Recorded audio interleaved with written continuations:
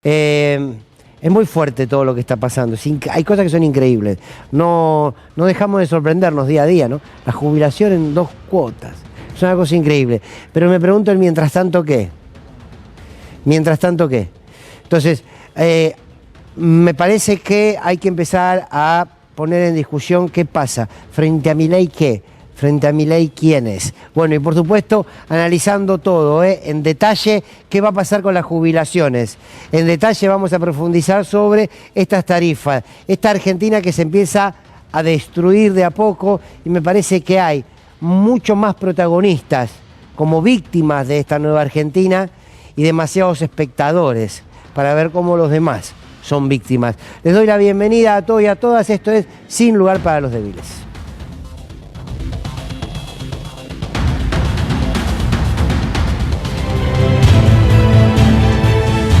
El desempleo será el tema fundamental de aquí a unos meses. No solamente por los despidos masivos que estamos sufriendo hoy en el Estado Nacional, sino porque precisamente los tarifazos van a caer, por ejemplo, más allá de lo que pasa en nuestra casa, van a caer sobre las pymes, sobre los clubes, de una manera determinante, al límite de tener que pensar en cerrar. Ya está pasando. Hoy les vamos a mostrar testimonios. Pero entonces digo, el desempleo a partir de la cantidad de hombres y mujeres que están echando del Estado es simplemente una pata. El desempleo a causa del enorme tarifazo y al mismo tiempo de la apertura de las importaciones, eso va a generar un quiebre en muchísimas pymes. Ya lo sabemos, ya lo hemos vivido con el gobierno de Macri. Entonces, todo va a contribuir al territorio del desempleo. Hoy se conocieron los datos de la pobreza del INDEC, pero de diciembre, casi 42%, los de diciembre. Si tenemos que calcular aquel diciembre a hoy, ¿hay más pobres? Sí, claro. Y seguramente se van a acercar a los números que dijo la UCA, casi por encima del 50% de nuestro país en la pobreza. Y de nuestra niñez en la pobreza ya están más del 55%. Entonces a la pobreza, al desempleo, le vamos a sumar el tarifazo, por supuesto que viene de la caída, de la mano de la caída de consumo, de unos precios imposibles que no terminan de bajar, de un saqueo del Estado, como decíamos ayer, en pos de sus políticas, y ahora las jubilaciones en 2 cuotas. A los que siguen creyendo que esto no es un saqueo, jubilaciones en 2 cuotas. Y no le busquemos una explicación técnica, de bueno, la jubilación que cobrabas antes las cobras toda entera y después el bono y el aumento por la nueva movilidad jubilatoria los cobras después. Es en 2 cuotas. Las jubilaciones. Miren dónde llegó el recorte. Ya habían recortado las jubilaciones, pero ahora le pagan en 2 meses. Ya sabemos todo lo que está pasando, ¿no? Yo lo que me pregunto es si alguien cree que esto se detiene solo. Digo, se levanta una mañana Milei y dice, che, hasta acá llegamos, vamos yendo, qué sé yo, estuvo lindo todo. No. El poder, todo poder se expande como lógica propia del poder. Ningún poder que quiera fortalecerse y crecer se detiene en un lugar, se detiene en un territorio. La lógica expansionista es la lógica de todo poder para consolidarse. Es así, casi en la estrategia militar, pero en la estrategia política también, es así. Consolidás poder cuando lográs cada vez abarcar más posiciones de territorio y en esos territorios seguís construyendo nuevas fuentes de poder. Y el poder, como decía Foucault, está diseminado, si se quiere, le pongo una palabra más común, en toda la sociedad. Y si vos en toda la sociedad lográs poner focos en donde ponés en discusión ese poder y lo tratás de llevar hacia tu lado, vas consolidándote. Y lo que yo me pregunto es quién está dispuesto a detener eso. Porque uno se detiene a charlar con un dirigente político, a lo mejor del peronismo, y dice, mirá, ¿sabés lo que pasa? Nosotros ahora, esto es verdad, nosotros ahora no podemos avanzar mucho, Porque si nosotros avanzamos, si nosotros organizamos, si nosotros salimos a la calle, y nosotros empujamos los paros, y nosotros salimos desde las organizaciones del peronismo a hacer oposición a este gobierno, mañana nos van a acusar de que somos golpistas. Cualquier semejanza con lo que es el concepto de especulación, me cuentan. Pero es la realidad. Calculo que uno lo puede decir, porque si ellos lo pueden ejercer, es la realidad. Mientras tanto, la jubilación van 2 cuotas. Pero no importa, que no nos vayan a acusar de golpistas. Después está mirándose el ombligo el campo nacional y popular, y me detengo en el peronismo, porque es el peronismo la columna vertebral del campo nacional y popular. Y porque no sé en qué andarán. Sí sé que están disputando las autoridades del PJ. La jubilación va en 2 cuotas. Y el PJ, bueno, a ver quién conduce el PJ, porque si lo conduce tal, que si lo conduce tal. No sé qué hizo de útil el PJ los últimos 4 años, en el gobierno de Alberto, digo, por ejemplo. Ni tampoco sé qué hizo el PJ durante el gobierno de Macri. No lo recuerdo. ¿No habrá que renovarlo? ¿Recuperar las banderas del partido o va a seguir siendo un instrumento electoral que hoy lo único que le permite es hacer reuniones para adentro, reuniones para adentro, reuniones para adentro? Hay una afuera, ¿eh? Pero cuando uno dice todo esto es gorila.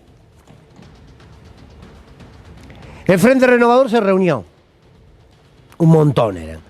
La verdad que es una porción del peronismo enorme, un montón. Sergio Massa habló, escuchábamos algo recién en el programa de Pablo Dugan. Bien, les dijo a todos los que estaban ahí, lo que todos los que estaban ahí ya sabían. Nombraron nuevas autoridades. Hoy estuvo aquí el exministro de Transporte, Diego Giuliani, hoy preside el Frente Renovador. Perfecto. El kirchnerismo, mientras tanto, sigue creyendo que es únicamente la cámpora. La cámpora discuten entre ellos. Es muy difícil hablar con alguien de la cámpora, con el circuito chico de la cámpora, porque ellos hablan con Zeus. Y es un quilombo. Imagínense llegar ahí, no. Pero después hay otro sector del peronismo que está todo el tiempo pensando a ver si vos sos peronista o no sos peronista. Si sos más o menos peronista. Te ponen el peronómetro. ¿Vos sos progre? No, no, no. En lo que viene vos no estás. ¿Vos sos radical? No, en lo que viene vos no estás. ¿Vos que sos de izquierda, que sos socialista? No, en lo que viene no estás. Porque acá es Perón, el peronismo y el peronómetro que yo pongo arriba de la mesa. Y lo que no son todos... Voy a evitar la... Che, si algo de lo que digo no es verdad, me dicen, ¿eh? ¿Y por qué exijo ahí? Porque ¿quién si no? Porque mientras tanto, las cosas nos van pasando. Entonces, la especulación por un lado, la rosca que existe y está bien exacerbada por el otro, la interna de la interna de la interna. Yo no sé quién conduce. Quiero sacar de este análisis, quiero sacar a los gobernadores, porque están gestionando. A todos los gobernadores del peronismo, los saco. Hayan hecho las cosas mejor o peor, no sé, los saco porque están gestionando, qué sé yo. Ahora, el resto. ¿Por qué plantea uno todo esto? Porque cuando uno quiere cuidar algo, se siente parte del campo nacional y popular, quiere que esas expresiones construyan una referencia y sean una apuesta al futuro. Porque si seguimos creyendo que hay sectores del peronismo que son una casta iluminada, y otros sectores que son capaces de evaluar si vos podés o no podés en pos del peronómetro, che, dejan afuera un montón de gente. Dejan afuera un montón de gente. Porque en este país podés ser Pichetto, digo, como un nombre que ha jugado en todos los lugares. Podés ser un peronista de ultraderecha, porque los hay, pero el progresismo de Leandro Santoro está mal. Están en eso, la dirigencia política está en eso hoy. Perdón, no se enojen, demuestren lo contrario. Porque a mí me sería muy fácil, podemos hacer editoriales todos los días, cada 5 minutos, diciendo el desastre que es Milei. ¿De qué se van a enterar de nuevo? A mí lo que me gustaría es ver quién va a construir lo que viene hoy. Teniendo en cuenta que mucho de lo viejo ya está. Y no digo ya está, y digo, y saco también de esto, la saco a Cristina Kirchner, porque por más que quieran ahora construir un relato de que el problema fue Cristina o el problema es Cristina, Cristina es un liderazgo que está por encima de las coyunturas, como lo fue Perón, como lo fue Evita, como lo fue Chávez, como lo fue Lula y como lo fue Fidel, si quieren. Están por encima de las coyunturas, aunque las poder responsabilizar de algunas coyunturas, de aciertos y de errores, pero el amor que ha construido en el pueblo supera esas instancias coyunturales. Entonces, yo no voy a caer en la fácil siempre de Cristina buena, Cristina mala, Cristina hace, Cristina no hace, Cristina, ya saben lo que hizo, lo que dejó de hacer, si habla, por algo hablará, por algo hablará, y critiquémosla todo lo que querramos. Pero si la discusión de este presente es Cristina, digo, de verdad que lo único que tiene para seguir discutiendo el peronismo es Cristina. De verdad que lo único que tiene para seguir discutiendo la cámpora es con Cristina todo, sin Cristina nada. Nada, pero nada es nada. Y con todo cariño lo digo, y lo escucho acá a Guillermo Moreno, y con todo respeto, y lo respeto, me parece un tipo honesto, que hizo una gran gestión, no comparto un montón de cosas, pero que cada 2 minutos, a ver, te saca sangre a ver si sos peronista o no. En esa estamos. Mientras tanto, repaso. Crece el desempleo, crece la pobreza, nos van a reventar con un tarifazo, las jubilaciones en 2 cuotas, caída de consumo, precios imposibles, saqueo del Estado, atentan contra la cultura, atentan contra el Inca, nos quedamos sin servicio meteorológico, los jubilados los están destruyendo, pero muchachos, nosotros estamos armando el PJ, ¿eh? Nosotros no. Bueno, todos los que empiezan a putear ahora de gorila que yo arranquen, porque pueden estar horas. Pero, insisto, cuando uno quiere cuidar algo, lo primero que hace es ser sincero. Entonces, yo creo que hay dirigentes extraordinarios, pero que, como alguna vez dijo Ángel Kicillof, tienen que animarse a construir la música propia. Se terminó el estalinismo peronista. Si me iba a putear hasta ahora imagínate. El estalinismo peronista se terminó. Se terminó la lógica de que si vos criticás a una dirigencia sindical, sos antisindicalista. ¡Basta!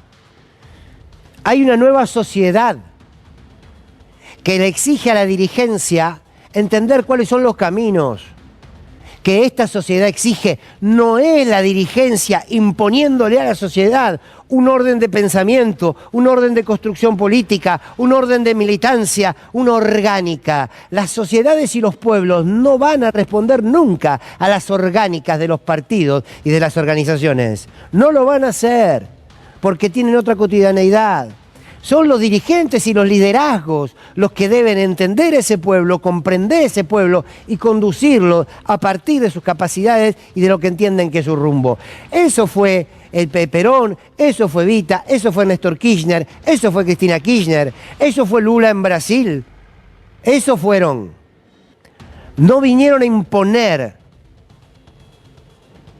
un orden determinado.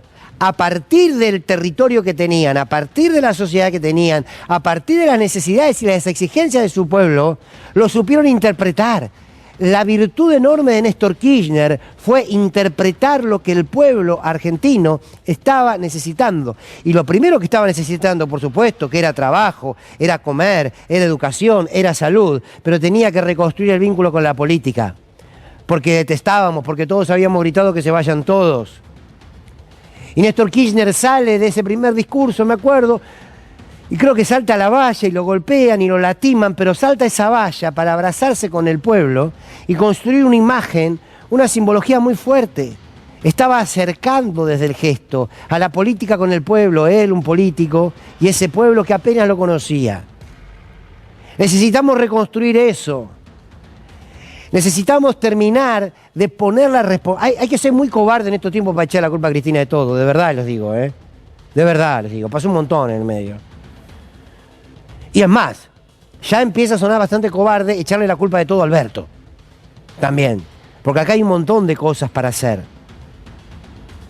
Entonces, lo nuevo que empieza cuando Milei termine su mandato, exige una mirada adecuada a una sociedad adecuada. Vamos a discutir el sujeto trabajador, no del 45 o del 50. Vamos a discutir el sujeto trabajador hoy. ¿O no son trabajadores los que están detrás de una computadora home office, que se les dice ahora? ¿O no son trabajadores los pibes que andan en una bicicleta haciendo reparto? ¿Quién los contiene? ¿Quién los concibe? ¿O les van a preguntar si es peronista o no? Estamos en un momento donde tiene que repensarse todo. Y en ese todo hay que tomar lo mejor de lo que hemos vivido y reconstruir a partir de ahí un nuevo escenario político. Acá no es una cuestión de una dirigencia en términos etarios, sino en términos de entender las necesidades. Entonces, humildemente, un comunicador al que pueden apagar en la televisión y en la radio y no pasa nada, no le muevo el amperímetro a nadie. Lo único que trato de expresar es un manojo de ideas para que pensemos esto. La disputa de este presente no es queriendo cuidar mi orga y nada más que mi orga, y mi orga por encima de todo. No es acusando a unos o a otros de más o de menos peronistas, de progresistas o de radicales que nunca terminan siendo del campo nacional y popular. No es echándose culpa si Cristina hizo bien, si Cristina hizo mal. No, no, ya está. Ya está.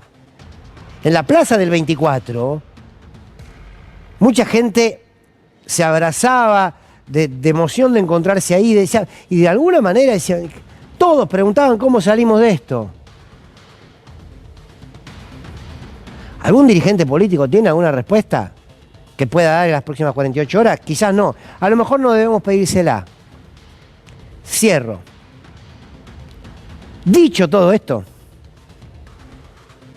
y no es una contradicción, es precisamente haber expresado todo esto para llegar a este final. Este es el tiempo del pueblo y de la sociedad, no de los dirigentes. Están en otra. Están armando estructuras de poder. No te van a encabezar nada.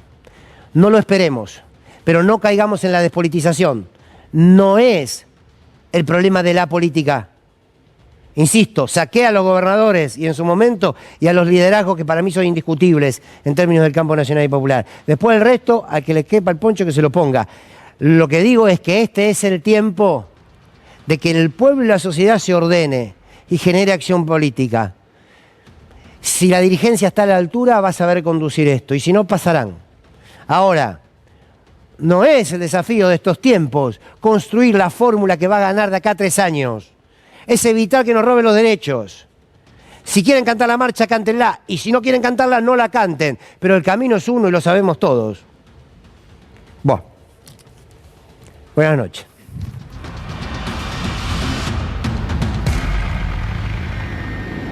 Muy buenas noches, ¿cómo les va? ¿Cómo andan? Bienvenidos nuevamente, bienvenido Jorge, bienvenido Nahuel, Avi, Pablo. Buenas noches. Y el que te jedi. ¿Por qué la discriminación? No, al contrario, le doy una presentación distinta, característica. ¿Qué pasa? ¿Qué le gustó? ¿Qué cosa? ¿Su editorial? No estoy de acuerdo en absolutamente nada, pero daría mi vida porque usted se expresa. Sí, claro, ponele. Bueno, la medida era, a ver, por supuesto podemos hablar un poquito de esto, claro que sí, de lo que yo intentaba reflexionar recién, pero también enseguida vamos a ir al tema de las jubilaciones, porque las jubilaciones en 2 cuotas, yo no las he visto en mi vida. No. Vamos a darle la bienvenida, que volvió de un viaje de trabajo, el querido Jorge Elbaum. ¿Cómo va? Bueno, en principio quiero tomar esto de las jubilaciones. ¿Qué es pagar en 2 cuotas? Es robarle el 10% cuando vos tenés una inflación mensual del 15, 18. Esto es lo más importante que hay que entender. Si yo le pago en 2 cuotas a alguien, lo que hago básicamente es robarle, además de lo que vienen robando, que más o menos un 30% a las jubilaciones, le robo un poquito más. Entonces siempre a costa, esta nueva noción de casta que inauguró Javier Milei en la Argentina, que son los más vulnerables, son la casta. Pero yo me quiero tomar de uno de los elementos que vos planteabas en el editorial, que tiene que ver con esto del golpismo, ¿no? Que tenemos miedo básicamente, y la Constitución Nacional de 1853 habla de que se puede remover a un presidente, a un diputado, a un senador, mediante un instrumento que se llama el juicio político. Quien sugiere, como mi caso, que por favor le hagan juicio político a un personaje como Milei, que está destruyendo a las redes sociales y a los más vulnerables, no se me puede acusar de golpismo porque yo estoy tomando un instrumento que existe en la Constitución Nacional. Y estoy pensando, obviamente, en el debate que se armó cuando Aristarain, semanas atrás, dijo algo parecido, y obviamente, enhorabuena, la justicia en los últimos 48 horas dijo que no hay delito en eso, porque lo que queremos realmente no es que este personaje que está destrozando a los jubilados, a los trabajadores, hoy hay 15.000 familias desgarradas, destrozadas, producto de la desocupación que este hombre genera. ¿No merece que nos saquemos de encima un gobierno de alguna manera destructor de la civilidad argentina? Yo creo que sí. Vino tranqui. Nahuel. No, a ver, retomando un poco lo de tu editorial, yo me parecía sumar un aporte, ¿no? A mí me preocupa un poco cuando se insiste como en una mirada muy antiprogresista, ¿no? Y obviamente que el progresismo es algo muy amplio, donde pueden incluir distintos sectores y por supuesto que, como toda corriente, tiene que hacerse una autocrítica. Pero me parece que hay que tener cuidado porque a veces lo que se plantea es como que si el problema de los 4 años del gobierno de Alberto fue que hubo una agenda ligada al feminismo, a los derechos humanos, al ambientalismo, ¿no? Una suerte de agenda progre y que no fue la agenda tradicional del peronismo. ¿Por qué? Primero porque eso no es cierto, o sea, el problema de Alberto Fernández fueron muchos otros. Habrá sido en todo caso no reducir la inflación, no haber dado las batallas que había que dar, la distribución del ingreso. Eso justamente fue una virtud, lo que tiene que ver con amplitud de derechos civiles y políticos. Y segundo, porque el problema de eso es que eso después te lleva a que dejás de hablar con una parte de la sociedad y que sería una salida conservadora, ¿no? Y yo me pregunto, los que son tan conservadores también tienen que hacerse cargo, porque muchos de ellos después hicieron elecciones marginales, en muchas provincias perdieron, es decir, no es que esa lógica conservadora uno dice, mirá, tiene casos exitosos en los últimos 8 años que vos decís es para sacarse el sombrero. Entonces me parece que en ese debate hay que reponer un poco esta idea, incluso lo decía creo que Santoro ayer en un programa, que era decir, bueno, dejemos de estar con el dedo acusador entre los propios compañeros del gran arco nacional y popular, y en todo caso me parece que esta idea de proponerle algo nuevo a la sociedad tiene que decir, bueno, ¿cómo discutimos una reforma laboral desde una mirada popular, progresista, que eso es lo que falta? ¿Cómo discutimos la seguridad y le proponemos algo nuevo? Me parece que ahí está el eje. Pero claro, no se puede seguir haciendo políticas desde el simbólico. Desde lo simbólico, para nadie, ¿eh? Para nadie. Lo digo por el peronismo más tradicional, lo digo por el kirchnerismo, lo digo, no se puede hacer más política desde lo simbólico. Bueno, porque con Perón tuvimos, con Néstor y Cristina tuvimos, entonces por ese simple hecho de que existió esa historia, todo lo que viene se da per se, ¿no? Fabi. Yo me quedé con algunas preguntas en tu editorial que vos hablabas, si el resto, ¿el resto qué está haciendo? Ahora, ¿hay resto? Ah, bueno. Pregunto, ¿hay alguna persona, un nombre, apellido, una imagen de alguien que diga, bueno, a ver, pará, yo me pongo el saco y salgo a batallar? Juan Grabois, digámoslo. Está bien. Juan, sí. Tienes razón. Sí. No, hay que hacerla sí, claro. Es cierto, es cierto. Es verdad. Pero es uno solo. Y yo no sé si él se dice, bueno, yo me pongo el saco y vamos, y se da vuelta a ver cuántos tiene atrás. También, por ejemplo, esta cuestión de echarle la culpa, vos decías, bueno, no podemos estar todo el tiempo pensando en el pasado, ¿no? Nosotros criticábamos en un momento, bueno, pero Cristina, pero Alberto, pero Néstor, pero qué, después, pero Macri, que viste que era siempre lo mismo, bueno, y hay que empezar a pensar para adelante, o sea, acá creo que lo que se necesita y urge son respuestas concretas, urgentes, metódicas además, bastante firmes. Y vos perdoname acá, pero yo discrepo con vos. Sí, muy bien. Yo creo que hay que pedirle a la dirigencia. Por supuesto que hay que pedirle a la dirigencia. En primer lugar, porque los salarios que cobran se los pagamos nosotros. Y se lo paga la población y el jubilado y el laburante que hoy se quedó sin laburo. Esos tienen que responder, porque es la obligación moral y ética, además de ciudadana, de responderle a la sociedad. Porque para eso están. Para eso tienen que trabajar. Porque ellos somos nosotros los que lo pusimos ahí. Entonces, claramente hay que pedirle a la dirigencia que se ponga los pantalones. Te diría algo ahí. Está bien, pero a mí me parece que los diputados y las diputadas, por ejemplo, de Unión por la Patria y de la izquierda, están ejerciendo su rol en el Congreso. Algunos sí, otros no. Algunos sí, otros no.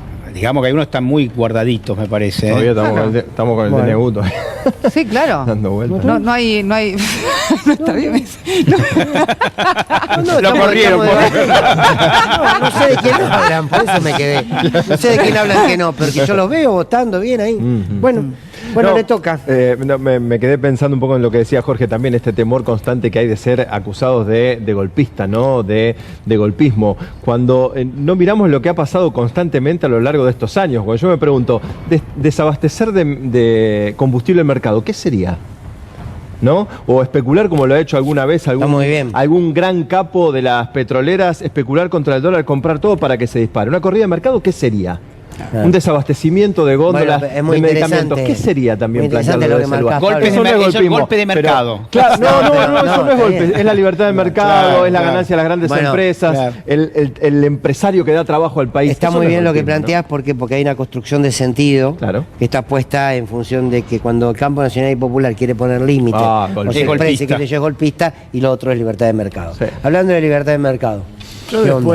después de las 12 le voy a contestar Después de con las mi 12. editorial. Ah, ok, sí. Pero en este momento me gustaría decirles algo que tengo ganas de decirle hace rato, que es no vuelven más. No vuelven más. Bueno, bueno. una noticia que nunca creí que iba a darla, que es la jubilación se va a cobrar en 2 veces. No pasó nunca, ¿no? Terrible, Estamos todos de no, acuerdo, no, no, pasó no, nunca, no, Jorge. no. No pasó Que nunca. yo recuerde, no. Bueno, veamos a ver el documento que dieron a conocer hoy, precisamente desde el gobierno nacional.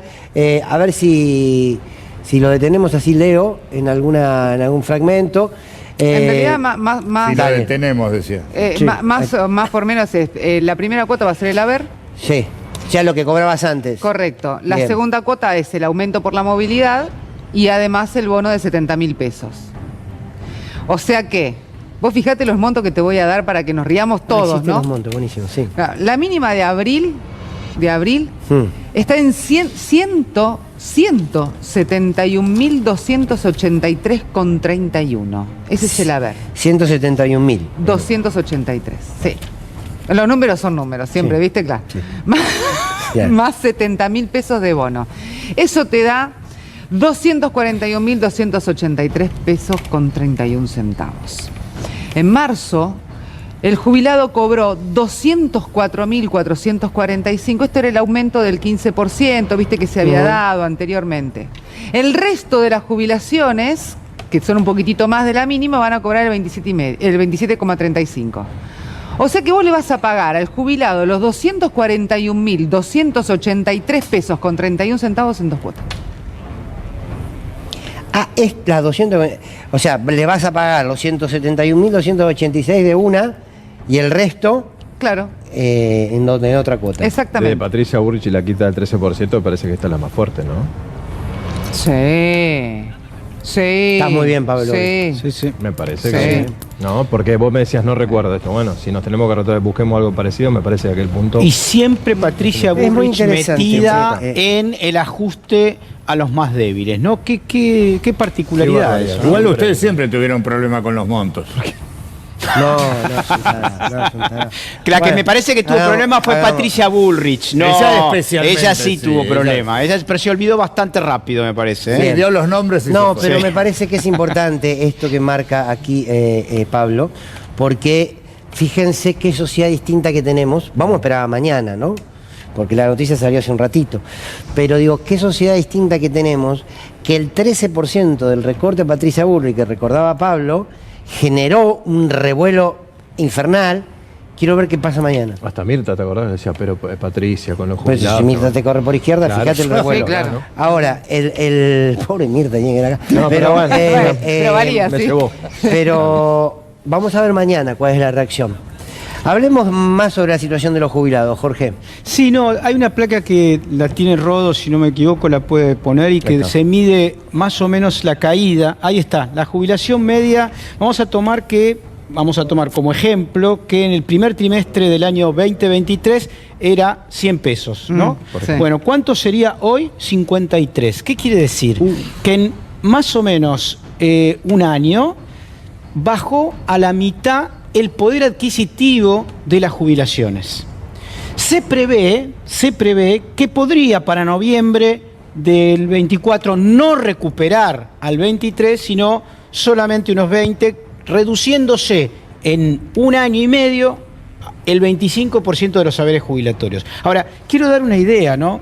¿Cuántos kilos de carne son? Yo hablaba hoy con una jubilada que me dice, mira, vengo de la farmacia, gasté 50.000 pesos claro. en remedio. Sí. Gastó Habitual. poco, te digo. Claro, Habitual. 50.000 pesos en remedio, no gastó mucho, etcétera, etcétera. Estamos hablando de que la tercera parte de su haber jubilatorio se va en remedios en mucha gente. ¿Cómo come? ¿Cómo comen? ¿Cómo van a comprar? Son más o menos, hice la cuenta así, en general serán más o menos 10 kilos de carne, Sí. más fideos, o sea, se van a morir de hambre. No, Si no, y- sus hijos no van a asistirlos, Bueno, pero se hay una van a mirada, morir de hambre. porque hay una Y sumarle la sí. vida, ¿no? Sí, Sumarle la vida, viajar. sumarle viajar, comprarse, no sé, Los un servicios, café, que los ahora servicios, vienen, sí, ahora tal cual. vienen unos terribles tarifazos los servicios. Sí, ¿Qué claro. quieren hacer con...? Yo me pregunto, Sí. echan a la gente, ¿no? Le reducen la jubilación a los sectores, a los ancianos, a los adultos mayores. Reducen a los comedores, destruyen los comedores. ¿Qué es lo que quieren hacer? La macro viene bárbara. Ni siquiera tampoco. La macro no viene bien. Lo que hacen con la macro, básicamente, ponen menos guita en el Estado, hay menos Pero, recaudación, Jorge, van a hay tener algo- que por seguir eso- ajustando. Por eso Bueno, yo insisto dólar. con esto. Por eso insisto con lo que planteaba al principio del programa. Es muy claro lo que vos estás planteando. Ahora, lo junto con lo que decía Pablo. A mí me parece que lamentablemente hay una sociedad mucho más tolerante o una sociedad que tolera más el sacrificio y el dolor que antes, innecesariamente. Es lo que veo hasta ahora, me puedo equivocar porque esto puede cambiar, pero yo lo que veo es que lo que años atrás era algo que nos horrorizaba, te pongo el ejemplo del negacionismo. Pando era, no sé qué fue Pando, principio de los 2000, con el gobierno de Néstor. Pando aparecía Pando negacionista, uy, qué horror, y todos te decían, bueno, no, Pando la verdad es que se pasa. Es mucho. Y ahora está naturalizado en pibe de 20 años. Y aquí me parece que hay como si nos enseñaron a que tenemos que ser tolerantes con el dolor y no preguntamos por qué no lo generan y no le ponemos límite a eso. Digamos, de norma plana. Bueno, pero, Fer, A hoy pasó volviendo mucho. a un poco a tu editorial, ¿no? Y volviendo a qué pasa en el mientras tanto, yo creo que un gran problema es que hay una discusión que es si se habla con esa extrema derecha o no se habla. Yo creo que hay límites. Con el racismo no se ahí- dialoga. Bien. Con un racista vos no dialogás, con un neofascista no dialogás. ¿Qué quiere decir esto? O sea, porque si no, hay algo que cuando las extremas derechas se las incorpora en el pacto democrático, después termina, es como la implosión, ¿viste? Es como el aikido, Muy es bien. decir, es como la hormiga que va filtrándose, y por eso en muchos países, como en Alemania o como en otros países, hacen un pacto de las fuerzas que se reivindican dentro de la democracia, hacen un pacto y dicen, esto no. Acá hay un límite, porque el límite en un momento se tiene que Está poner. buenísimo. Quiero marcar una diferencia chiquita de lo que decía Fernando respecto a De la Rúa, al 2001. Habían pasado 2 años y pico de la Rúa, no 100 días. Y esto es clave, la ebullición Está es bien. un proceso Está bien. incremental. Está bien. Y hoy lo que está sucediendo es, hay una incertidumbre por un lado y hay una sensación de que va a estallar en un Está bien. plazo mediano. Está bien. No ahora. Creo que hoy tenemos todos razón. Sí, es probable. Donde no parece que hay razonabilidad es en el gobierno nacional. Los despidos en el Estado son masivos, es una sangría. Y vuelvo a hacer la pregunta que decía Jorge hace un rato, ¿no? Yo no entiendo hasta dónde piensan llegar. Veamos, aparte, les habrá pasado a ustedes, durante todo el día me llegan mensajes, recién me dicen, che, acaban de echar no sé cuántos trabajadores de la Sigue CENAP. llegando ahora, ¿no? Sí. 140 y del pico. ENACOM, del ANSES, bueno, Cerrado, veamos a ver algo de lo que conocimos el día de hoy, los despidos. El universo de contratos analizados es de algo más de 70.000. De esos 70.000, todo a número redondo, después les vamos a dar los detalles, todavía no está el número finito, por eso aclaro, doy números redondos. Por supuesto, esto va a estar impactado en las liquidaciones de abril, cuando esté el número organismo por ministerio por ministerio, dependencia por dependencia, vamos a dar el detalle final. Del universo analizado, hay 15.000 que van a proceder las bajas al 31 de marzo. El resto, la medida que se va a tomar en principio es renovarlos por otros 6 meses y seguir avanzando en el análisis de cada uno. 21 se cumplen este año. En el 2003 comencé formalmente a tener una relación con el organismo. El organismo era de la Fuerza Aérea Argentina en ese entonces. Y la verdad que en estos organismos técnicos no se puede bajar con la misma guadaña con la que están bajando en todos lados. La situación hoy ha sido realmente preocupante, denigrante, me atrevo a decir perversa, porque escudados en una situación de ajuste, ciertas personas hoy a la guarda del organismo, y que no son nuevas, ya estaban. ¿A vos te dieron alguna explicación por qué te despedían? Ajuste. Ahora, realmente me parece que esconde otra cosa. Y también voy a tomar el ejemplo del Ministerio de Trabajo. No es un revoleo, porque están echando contratados, están echando gente personal de carrera, con miles de años, que se preparen para los juicios, que va a tener que pagar el Estado por esta medida. Fíjate, liquidaron la Subsecretaría de Estudios Especiales. ¿Por qué? En el Ministerio de Trabajo, hoy. ¿Por qué? Porque es el área que genera todos los estudios y todos los datos y toda la información vinculada con el empleo. ¿Qué va a pasar con el empleo ahora en adelante? Puras malas noticias. Cada día va a aumentar la desocupación, cada vez va a haber más informalidad. Entonces, ¿qué hicieron? Liquidaron la fuente de información. Y eso mismo están haciendo en todos lados. Lo del cierre del ANSES, lo que está pasando con el ANSES, es muy peligroso y es obviamente la antesala de las AFJP. Resulta que... Bueno, muy bien, ahí teníamos un informe. Qué bueno que el Gato haya invitado al que creo que ha sido el mejor ministro de Trabajo de no sé si no le pega el palo de la historia de nuestro país. Sí, totalmente. Un ministro de Trabajo, Carlos Tomada, para sacarse el sombrero. Bien, el recorte no se detiene en el Estado. Él tira números, Milei, no 70.000, 50.000, pero si son 20.000 es un montón también. Igual, uno. Claro, bueno, uno si no hay motivo, claro. Exactamente. Claro. Uno es cuando es injusto, cuando es injustificado, uno ya es un montonazo. Porque hablamos de una familia, no importa de qué cantidad de integrantes, hablamos de gente que no tiene la oferta laboral, que se queda sin laburo y decís, bueno, voy a laburar allá, acá. No, es gente que se queda en la calle bajo la línea de indigencia, porque no tienen ningún tipo de solvente o solvencia para poder estar manejándose en la vida. Ahora, hoy a la tarde yo estuve hablando con gente de ATE de distintos organismos. No tenían número, como dice Adorni, finito o número redondo de personas que iban a quedar sin trabajo. No les habían contado todavía ni mediante ningún organismo u órgano oficial que quedaban sin trabajo. Estaban esperando los mails que salieron a partir de las 5 de la tarde. Sí. A partir de las 5 de la tarde empezaron a comunicar por mail que se quedaban afuera del lugar. Obviamente muchos trabajadores con un montón de dudas, más dudas que certezas, porque claramente eran personas que se habían preparado, gente que hizo carrera en el Estado, había muchos que tenían entre 7 y 15 años de carrera.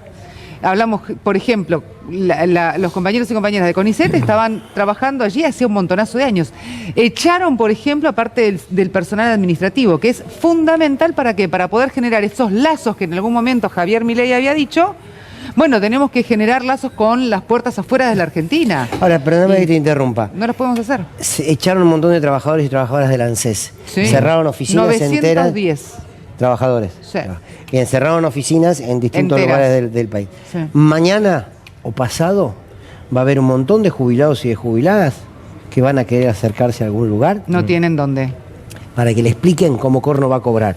Porque lo que nosotros decimos así, hay muchos jubilados y jubilados que están solos están solas, que no entienden por qué si le dijeron que iba a cobrar tanto, va y tiene menos, y cuándo va a cobrar la otra parte, y cuánto le están debiendo. Bueno, no va a tener el lugar para ser atendido. Te sumo un dato ahí. La gente que va a hacer su jubilación va al ANSES para tramitarla, no va a tener quien la reciba. ¿Qué hay detrás, no, Jorge? Porque a veces pienso, a ver, digo, si este ataque tan brutal y generalizado al ANSES, para mí me da un poquito de escozor pensar que pueden llegar a volver algo que está claramente en los planes de gobierno, que son las AFJP, ¿no? Y te voy a decir es que hay algo que tenga que ver con eso. Es decir, esto no sirve para nada al final.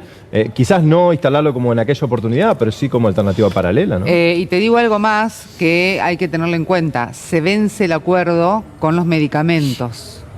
Ahí también del entran PAMI, los jubilados del PAMI. 100% de cobertura. Dejan de tenerla. Exactamente. En el mismo momento que liberan, en el marco de una regulación que hizo el gobierno, la posibilidad de que cada uno importe medicamentos o los produzca. Ahora vuelvo a la pregunta que hacías recién, Jorge.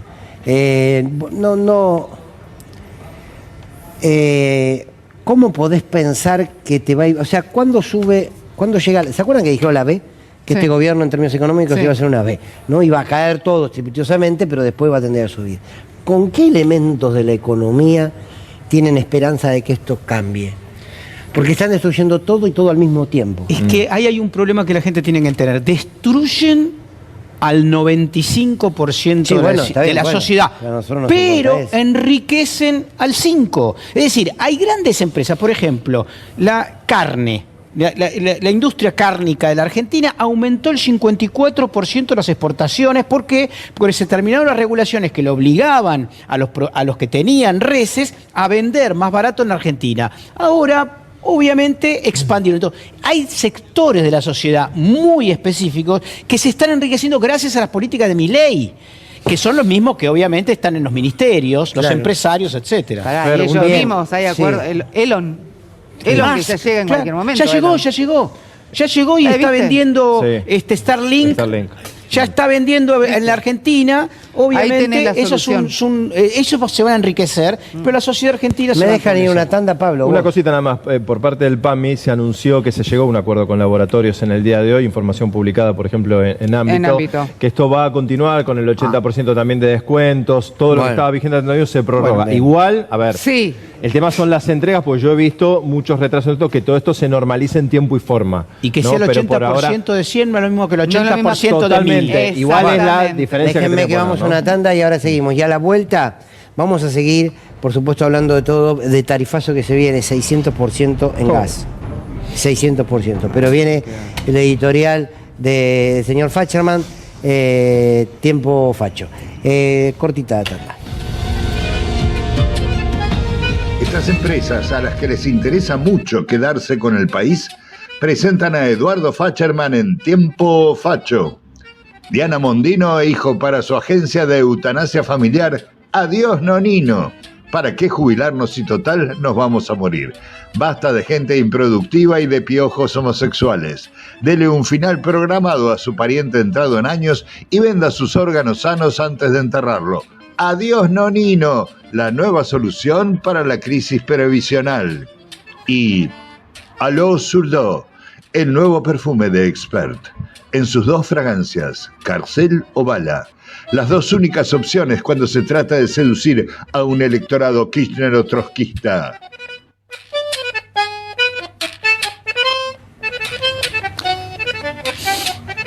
Mi nombre es Eduardo Facherman, tengo 64 años, duermo 4 horas. Es el precio a pagar por ser periodista. A veces me despierto sobresaltado. Y a veces me despierto de un salto y agarro el sobre, eso me tranquiliza.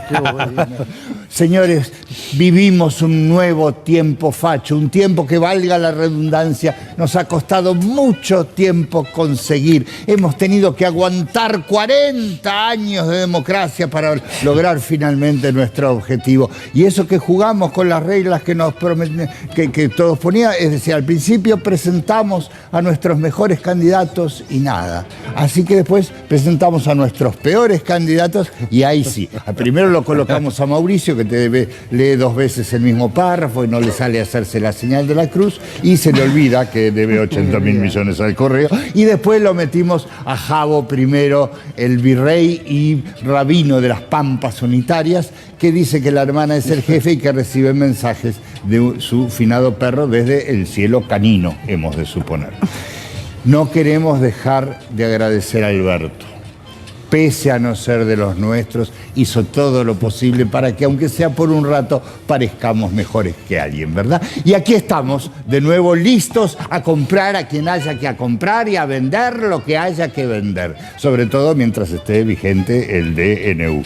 Porque para nosotros la vida es como una gran transacción, la vida y el mundo. Y a veces en las grandes transacciones se gana y a veces se pierde. Por ejemplo, en este momento nosotros ganamos y ustedes pierden. Pero quién sabe, en el futuro por ahí se da todo vuelta y ustedes pierden y nosotros ganamos, ¿verdad? Porque para gobernar hace falta tener estrategias y nosotros somos estrategas.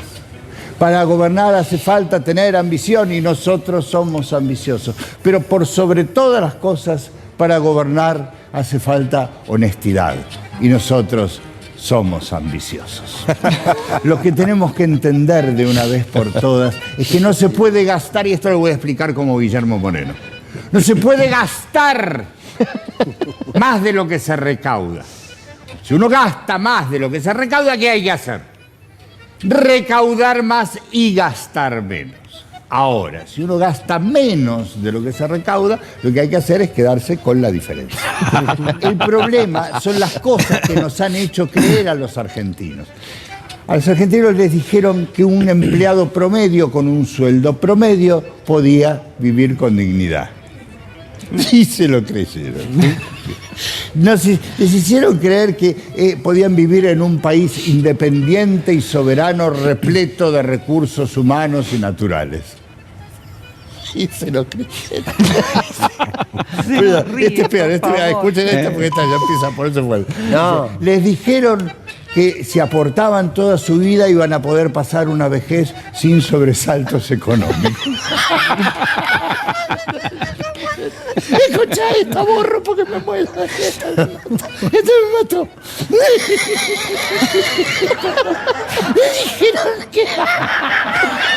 Le dijeron que el ajuste lo iba a pagar la casta.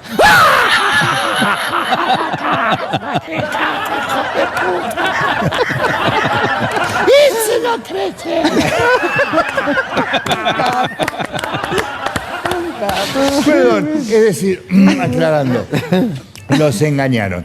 Y ahora, al mejor estilo de Adorni, quiero aclararles también que los reyes son los padres y que si uno come sandía y toma vino, no se muere.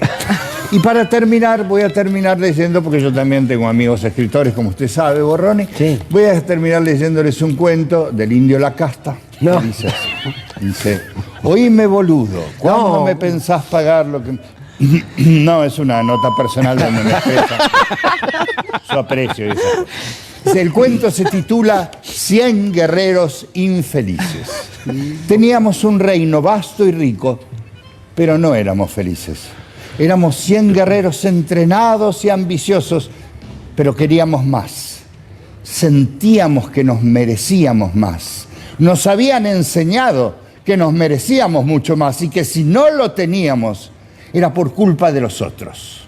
Entonces yo convencí a 50 que lo que teníamos que hacer era matar a los otros 49 y quedarnos con sus cosas. Y como éramos más, lo logramos. Así que cuando quedamos 50, lo volví a hacer. Y convencí a 25 de que matáramos a los otros 24 y como éramos más, lo logramos. Así que después lo volví a hacer y convencí a 13 de que atacáramos a los otros 12 y como éramos más, lo logramos. Y luego yo y 7 más atacamos a los otros 6 y como éramos más, lo logramos. Quedamos los 8 mejores y nos repartimos las cosas de los 92 que ya no estaban. Pero no pudimos festejarlo. En ese momento, desde otro reino, vino un ejército de 50 y como eran más, nos sacaron todo y nos convirtieron en sus esclavos. A veces, mientras recibo algún latigazo, pienso, qué felices hubiéramos sido si los 100 nos hubiéramos unido, ¿no? Mi nombre es Eduardo Facherman. Lo dejamos ahí. Impresionante. Muy bueno. Muy bueno. Qué bárbaro, Atilio, extraordinario. Muy bueno, muy bueno. Extraordinario. Bueno, no sé con qué seguimos. Tarifazos. Vamos a ver un informe, pero qué bárbaro. Qué bárbaro porque no sabes si reírte o llorar. Tarifazos que lo decíamos también al principio del programa. Yo a veces estoy convencido que no podemos hacer de cada noticia un hecho aislado. Porque cuando nosotros decimos caída del consumo, pensemos en las pymes. Caída de consumo. Bien, esto significa que menos gente va a comprar, significa que vendés menos, significa que seguramente todo te va a costar un poco más porque tus ingresos son menores. Pero además de que tus ingresos son menores, con eso menos que tenés en relación al mes pasado, vos vas a tener que ir a comprar, como dueño de una pyme, a un negocio, ya sea insumos para tu negocio o alimentos para tu familia, que te van a salir más caros. Pero al mismo tiempo te van a aumentar la luz y te van a aumentar el gas. Por lo tanto, no solamente que te ingresa menos dinero, sino que te sale mucho más dinero del que salía antes del tarifazo. Pero al mismo tiempo te abrieron las importaciones y lo que vos producís, que cada vez te cuesta más producirlo, te lo van a traer desde afuera. Entonces te libera la competencia. Es un ejemplo cortito que le puede pasar a una pyme con este tarifazo. Por eso digo, si hablamos de desocupación, llevémoslo de la mano del tarifazo, porque ¿sabe qué va a hacer esa pyme? Antes de cerrar, va a empezar a recortar para hacia adentro. Vamos a ver qué va a pasar con las tarifas. Ayer recibí la factura de Edenor y recibí una factura de 510.000 pesos. Yo pagaba 110.000 pesos y la factura nueva que me vino es de 510.000 pesos. Claramente esto es insostenible. A este ritmo, con el poco trabajo que hay y con estos gastos, es insostenible. Bueno, hoy creo que lo hablábamos a la mañana y el tema de se viene el aumento del gas, que ya lo autorizaron también. La verdad que es preocupante, es triste, es desesperante porque no hay para hacer. No sé qué vamos a hacer, cómo vamos a trabajar, cómo vamos a sobrevivir, de qué vamos a vivir. Esa es otra realidad, de qué vamos a vivir, porque yo bajo acá la persiana y nada, nosotros somos una familia, vivimos de esto. En 100 días me comí $800, cosa que el otro gobierno me los había permitido juntar. Y nada, nos estamos comiendo los ahorros, lo hablamos acá con los comerciantes amigos y nos pasa todo exactamente lo mismo. Les cobran como si fueran una empresa. Totalmente, y no tenemos tampoco segundo vencimiento. Así que ahora tenemos que juntar para después de Semana Santa, que vence el 3 de abril, 1 millón de pesos. Así que nosotros, para la factura de marzo, que aplicábamos 66 cuotas sociales para el pago, ahora la de abril tenemos que aplicar 166 cuotas sociales. Realmente es una tragedia. Y nosotros lo vivimos con mucha tristeza y aparte nosotros, imagina, somos dirigentes de clubes, yo trabajo, yo soy abogada, tengo mi trabajo, tengo mi oficina, esto lo hacemos ad honorem, nosotros no cobramos nada, ni un peso, ponemos con nuestra cuota social, con nuestra actividad y nuestras horas hombre que le ponemos acá, pero la realidad es que estamos todos los dirigentes de la misma situación y donde lo único que se habla de los clubes de la sociedad anónima, de la SAD, nada más, no importa, otra situación no importa. Porque hablamos de 500 a 1200, el otro local también, que es el doble de lo que va a pagar. ¿Cómo puede ser o cómo va a ser? Y mira, hay que tratar de sostenerse para no cerrar, pero bueno, está complicado. Creo que se va a complicar tanto como en el 2001, si es que no... Porque a ver, no es solamente que vienen los aumentos muy altos. Tener las cargas sociales, tener los sueldos, los sueldos no aumentaron tanto, pero las cargas sociales hay que pagar el IVA, hay que pagar un montón de cosas que se te hace un montón de plata, pero aparte cayó la venta. Bueno, ahí está el circuito. Es un circuito que termina mal, inevitablemente termina mal. Pablo. Te sumo un dato que antes de ir a las placas que tiene que ver con el incremento del gas de la resolución 4124 que se publicó en el día de hoy. Hoy hablaba con Diana Bon, que es la decana de la UTN, la regional Chubut. que todavía no recibió el dinero que tiene que venir por el Ministerio de Capital Humano que conduce Petovelo, que son 2 cuotas de 300.000 pesos en enero y febrero. Todavía no lo recibieron. ¿Sabes cuánto pagaba de luz hasta el mes pasado? No. 670.000 pesos. ¿Cuánto le vino la boleta de ahora? 1,5 millones. Es decir, que por más que le cancelaran la deuda que tiene, no llega a pagar ni el 50% de esa factura.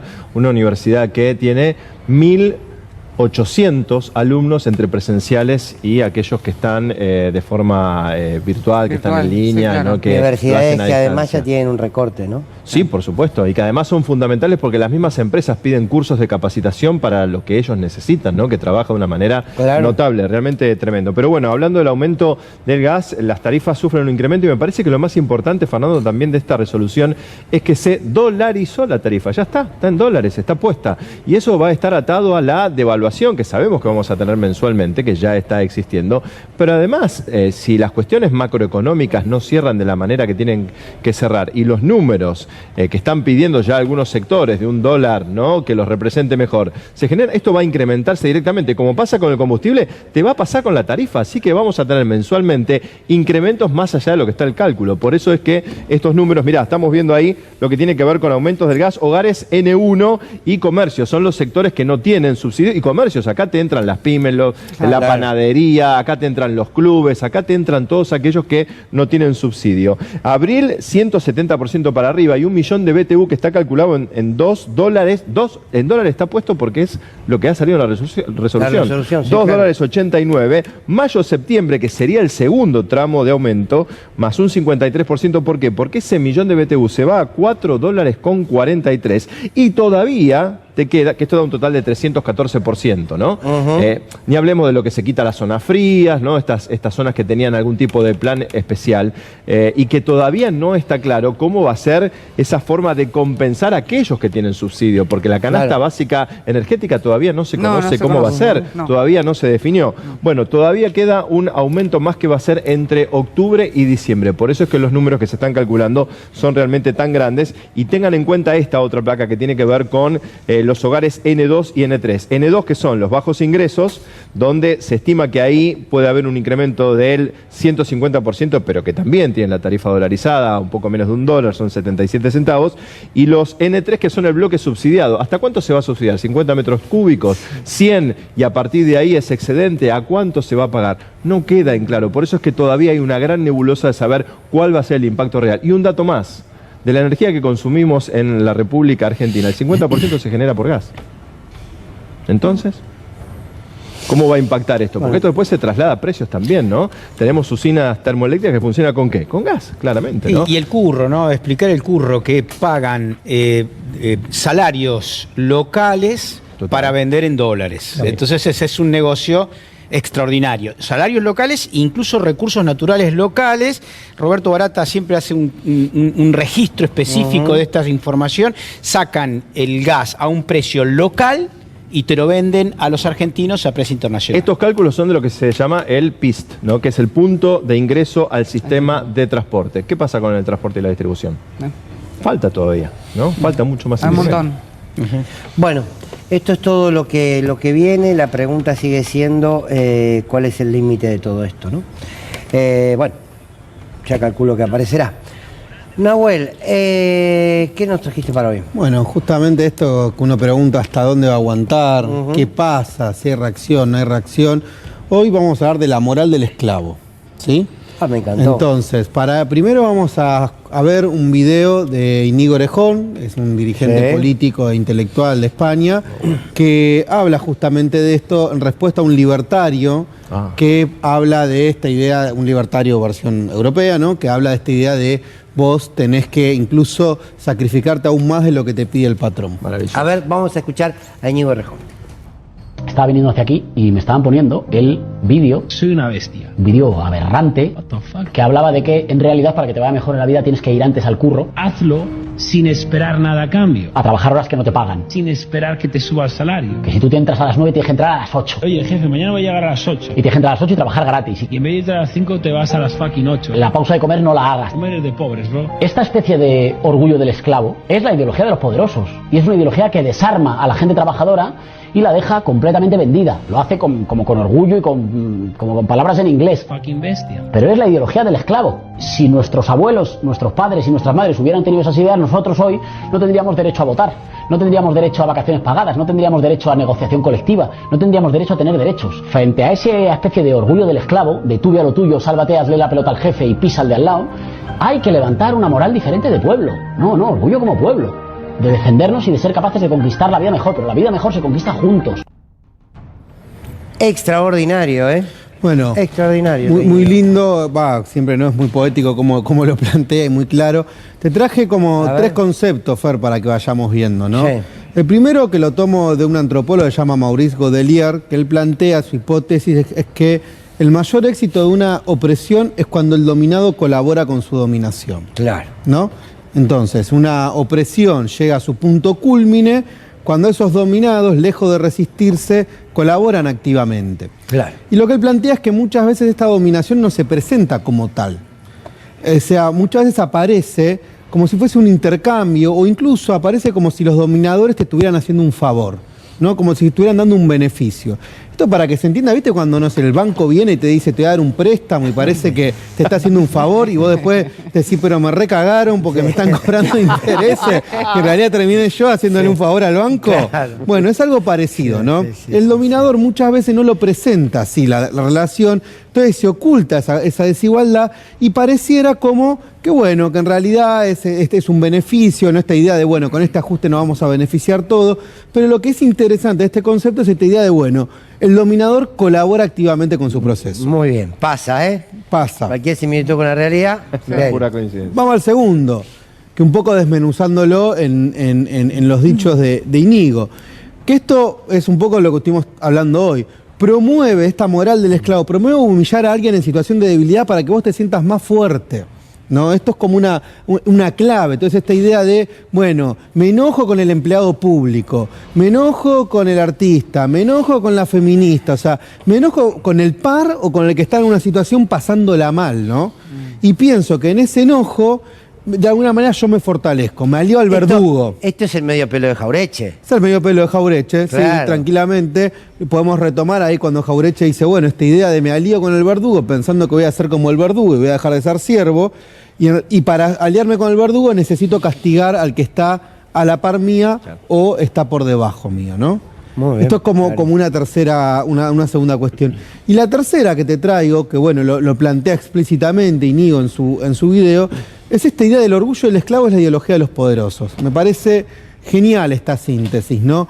Porque esta idea de, yo no me puedo tomar vacaciones, está mal que me tome vacaciones, yo tengo que ajustar mis derechos, tengo que reducir mis conquistas, si uso mi tiempo libre entonces es que soy vago, que no estoy siendo productivo, si elijo no seguirme con mis pibes o con mi familia es que estoy gastando de más cuando todo el mundo se está ajustando y hago de eso un orgullo, algunas lo hablamos acá, ¿no? Hago como una épica de eso, ¿no? Hay una épica como si fuese algo altruista, pero lo que está planteando acá Íñigo es que, bueno, ojo, porque ese orgullo en realidad es la ideología de los poderosos, que quieren que vos te sientas orgulloso de algo que al fin de cuentas vos no lo vas a redituar, el par tuyo tampoco lo va a redituar, y sí lo va a redituar el que está en una situación de opresión con respecto a vos.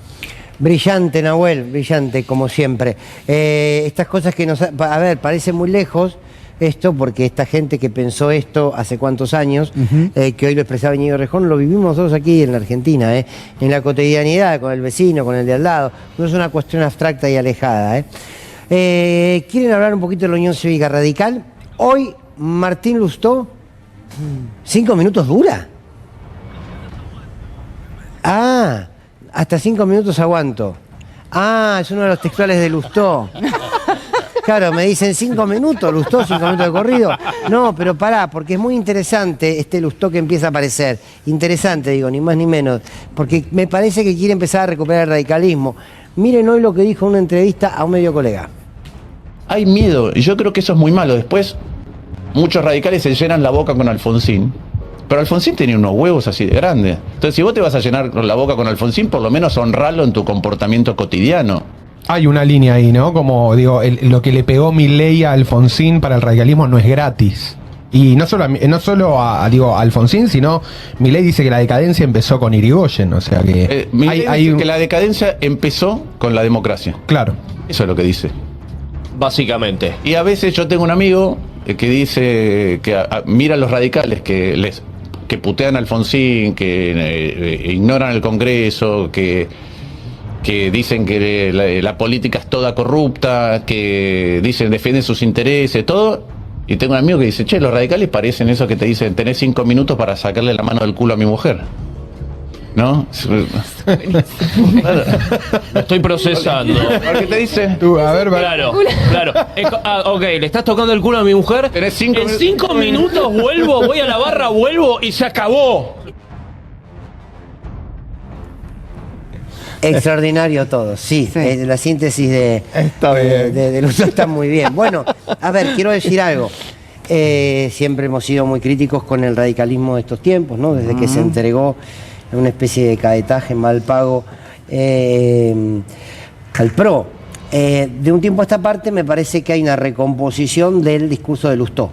Digo, debo decirlo, yo siempre he sido muy crítico precisamente por su cercanía con el PRO. Me parece que la Unión Cívica Radical tiene historia de sobra para seguir caminando y construir su espacio propio, que lo puede ampliar, pero esto no significa entregarse al PRO. No, recordemos siempre que Santoro, Moro, el verdadero radicalismo, está e por incluso fuera, está saquémonos el sombrero con Raúl Ricardo Alfonsín, que realmente ha hecho un trabajo y recuperado la democracia, ¿no? En el sentido, digo, me parece que están recuperando eso. A ver, Ni más ni menos. Está muy bien, por supuesto que Leopoldo Moró, desde los dirigentes más y es un radical y irigoyenista, radicalismo, coherencia increíble, por supuesto, y no solamente Alfonsín, y por supuesto Santoro y otros tantos. Ahora, lo que digo es que me parece que Lustó empieza de a poquito a poner el timón hacia otro lado, que no sé dónde va a terminar. Es el presidente del comité, Pero digo, es el presidente la Unión Cívica Radical, el sector de la Unión Cívica Radical de la que está Lustó marchó el 24. Sí, claro. Y no marchaban, venían sin marchar. Puso un límite y votó en contra del decreto de sencilla urgencia. ¿No? Claro. Bueno, empieza una expresión, de la ley vamos a ver qué pasa en las universidades con los radicales. Entonces digo, bueno, me parece que ahí un poquito, ahí estaba Lustó, lo criticaron mucho, hoy los radicales del PRO y de los que están con Milei. Bueno, una última noticia que queremos compartir hoy tiene que ver con política internacional, tiene que ver con un Milei que insultó una vez más al presidente de Colombia, a Petro, que dijo barbaridades, también viene diciendo de Maduro, bien. A López Obrador, el presidente de México, AMLO. Por supuesto que estos dichos del presidente iban a tener sus consecuencias. Esto pasó. A ver. López Obrador, como su candidata Claudia Sheinbaum, han tenido palabras muy duras con usted. Es un halago. Es un halago. Digo, que un ignorante como López Obrador hable mal de mí, me enaltece. Y que la candidata oficial respaldada por el presidente López Obrador diga que usted representa un retroceso en Argentina. ¿Qué reacción le...?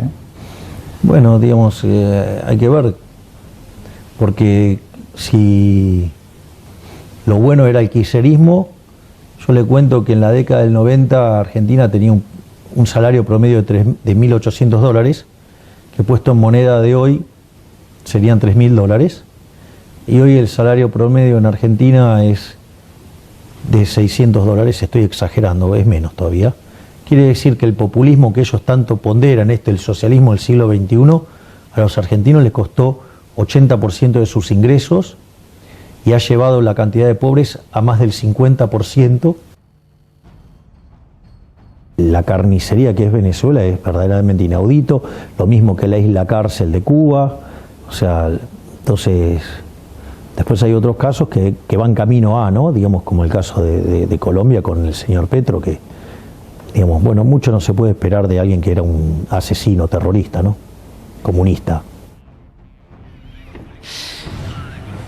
Bueno, ahí está el comunicado de la Embajada de Colombia, desde la Cancillería de Colombia, dice en nombre del gobierno de Colombia, repudia declaraciones hechas por el señor Javier Milei, presidente de Argentina, en entrevista al canal de la CNN, en la que se expresa de forma denigrante en contra del primer mandatario de los colombianos, el respetado señor Gustavo Petro. Sigue, ¿no?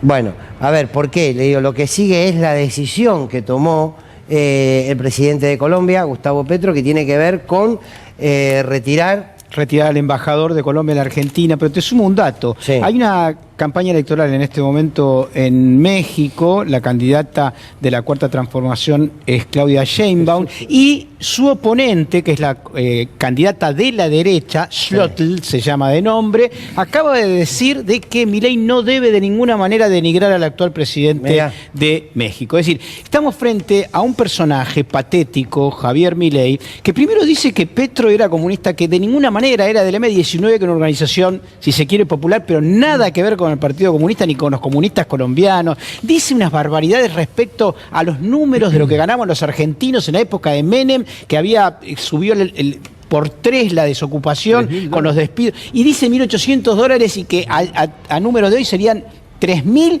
eso significaría que hubo un 80% de inflación en dólares en el mundo. Es decir, este personaje no solamente inventa números, sino que acusa de ignorante a Andrés Manuel López Obrador, que tiene una experiencia enorme de gobierno y que termina su candidatura, después de ser presidente, con el 70% de aplausos de la sociedad mexicana, de 200 millones de personas. Milei es un payaso y obviamente dentro de muy poco tiempo vamos a verlo en ese lugar, obviamente, sumado a lo de los chinos. En esta semana Adorni dijo que se habían recibido 20 o 30 camiones de China para el COVID, una mentira que la propia Cancillería china dijo que era falso. En realidad se lo entregaron a el Ministerio de Defensa argentino y son hospitales de campaña y, bueno, nunca tuvieron la voluntad en todo caso de decir que se habían equivocado. Bien, entonces cerrando y confirmando lo que vos dabas como información, Jorge, la Cancillería colombiana, en este contexto, el gobierno de Colombia ordena la expulsión de los diplomáticos de la Embajada de Argentina en Colombia. O sea, lo que hace es echar a los embajadores argentinos de Colombia, ¿sí? El alcance de esta decisión se comunicará a la Embajada Argentina por los canales institucionales diplomáticos. Bueno, ahí está. Pasa que Milei cree que está en una cruzada, ¿no? Pero ¿te acordás cuando hablaban del aislamiento de Argentina? Sí. ¿Te acordás cuando la derecha decía, estamos aislados? Bueno, miren lo que están haciendo con nuestro segundo socio comercial, que es Chile. Insulta a Lula, que es nuestro primer socio comercial, y se pelea con todos los líderes de América Latina. Estamos bárbaros. Igual yo creo que, no sé cuál es la percepción que tenemos nosotros, ¿no? O ustedes en realidad, pero a mí la percepción que me queda es cuando le pregunta, bueno, ¿qué opina? ¿Cuál es lo que usted considera? A mí no me importa, es como que me enojo. Me enojo y entonces me voy. La adolescente va, se encierra en el cuarto y cierra la puerta. Sí, ¿viste? Como le dijo a Lali, le dijo, ella lo dijo primero. Ella lo dijo primero. Ella empezó. Qué banalización. Falta Bar y yo no fui. Es como... Pero qué banalización grande que hay. Perdón, da risa, pero es lamentable. Lo vamos a ver con un programa de humor. Discúlpeme, señor Elbaum, ¿usted dónde viajó? Yo a la República de Cuba. Zurdo, de Me gustó mucho Zócalo, Gustavo Petro, el zurdo del día. Es buenísimo, muchachos. Es buenísimo. Sí, a mí me parece que se termina banalizando todo, ¿no? Quitándole peso a todo, a la importancia de los vínculos entre países, del respeto, pero esto es a lo que estamos sometidos. Y lo preguntaba Jorge hace un ratito, bueno, habrá que empezar a ver cuántos son los tiempos de la política y cuáles son los tiempos de nuestro pueblo. ¿Quién entiende que hay que tolerar o que no hay que tolerar? ¿Qué sé yo? Me parece que lo más importante que hoy pudimos proponerles es lo que leyó el personaje de Atilio Veronelli en su editorial, ¿no? Este cuento de los 100 soldados, que después lo vamos a estar repitiendo, porque es esa la clave de todo de cómo debieran ser las cosas, porque esto, que este cuento maravilloso que escribió Atilio nos va contando, es algo que ya vivimos, ¿sí? Que es la lógica siempre de creer que nosotros siempre podemos marginar a otros, correr a otros, apretar a otros para consolidar un poder propio, tarde o temprano te devoran. Por eso quizás el principio de la editorial tenía que ver con eso, con despertarnos un poquito, porque terminamos haciéndonos cargo de algunos conceptos de democracia. Ninguna democracia puede decirse que es respetada por sus tiempos electorales o por sus tiempos institucionales. Las democracias son respetadas por el libre ejercicio de los derechos de quienes habitan en ese sistema democrático. Me parece que eso es lo que deberíamos discutir un poquito.